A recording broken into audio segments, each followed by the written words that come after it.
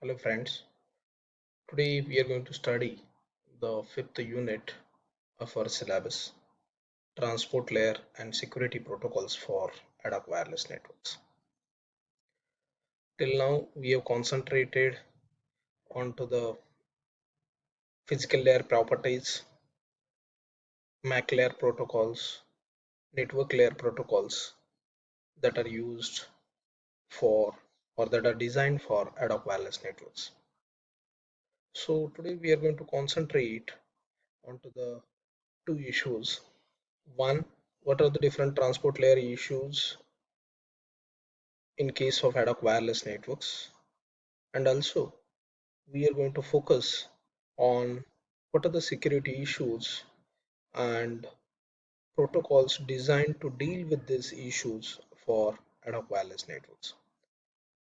So basically, we'll start with the introduction issues at the transport layer, different design goals, different protocols, classifications, and the how TCP used over ad hoc wireless networks, and we'll concentrate on the different protocols as well as we'll visit the security issues in case of ad hoc wireless networks.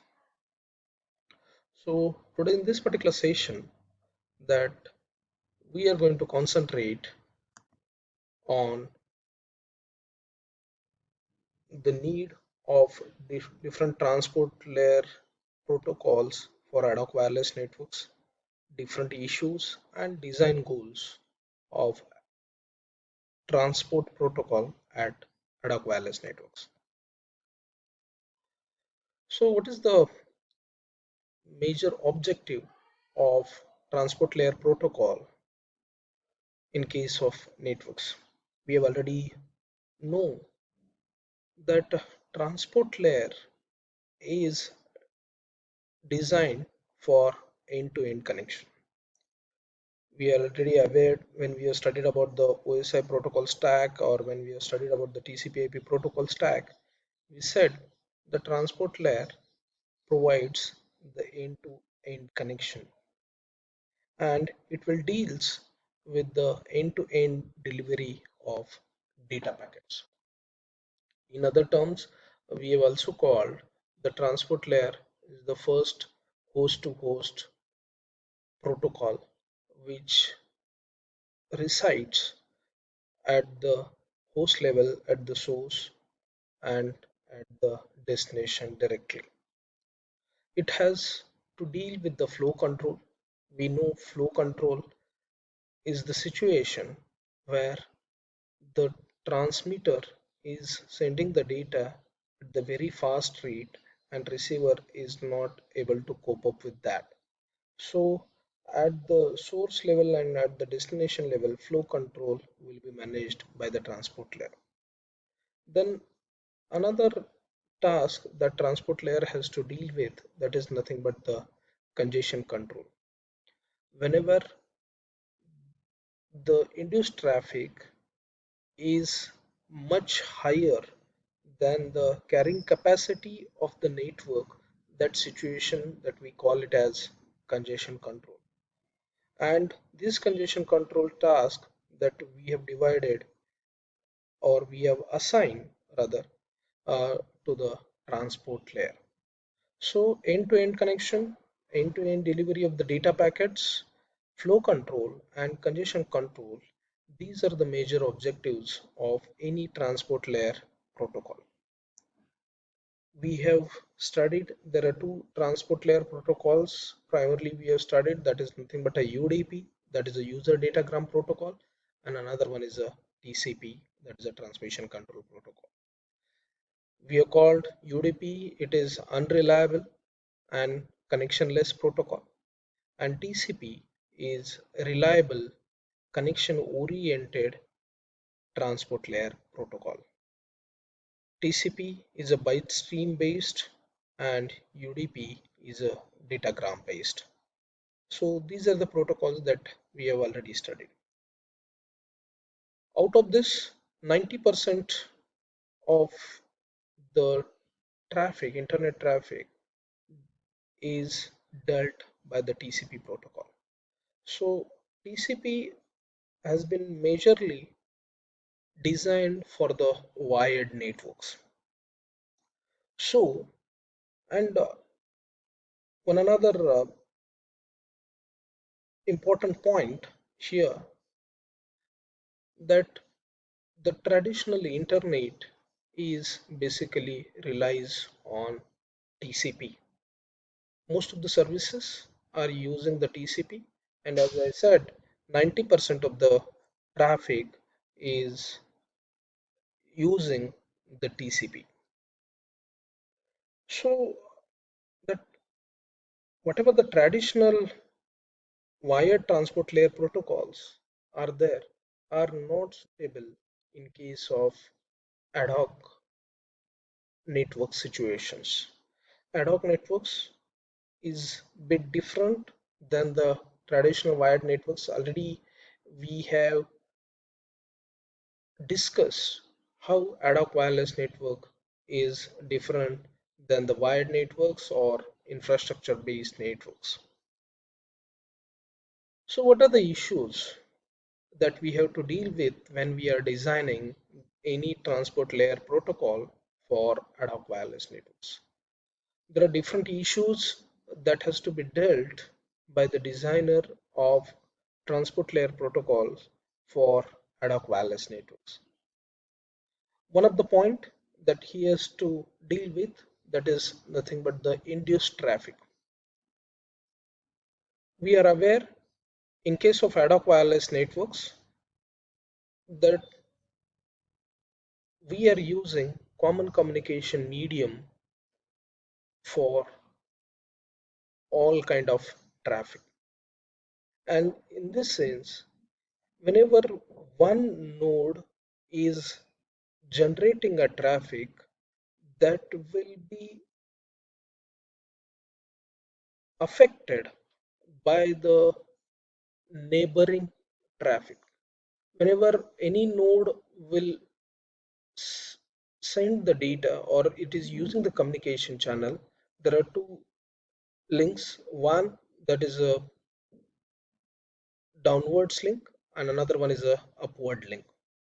And whenever it is either sending a data or receiving the data, it will be affected by the neighboring nodes traffic or neighboring links, and that's what we call it as a induced traffic. Another point or another issue that has to be dealt, that is nothing but induced throughput unfairness. We are aware throughput and delay, these are contradicting with each other, and that we have already studied this particular issue when we were discussing about the designing of medium access control protocols. If we'll try to maximize the throughput, then there will be a we are compromising on access delay. So that whatever the policies that we have used at the MAC layer protocol or at the network layer, it is going to affect at the transport layer as well. So whatever the throughput unfairness at the transport layer, that is because of throughput delay unfairness which is present at the lower layer protocols, that is at the network layer or MAC layer. Third point, we need to understand the three important tasks or issues at the transport layer, that is nothing but congestion control, reliability, and flow control. And there is a need that we need to handle, or the transport layer protocol needs to handle these three issues differently. Means congestion control, how to maintain a reliability from the source to destination, and the flow control.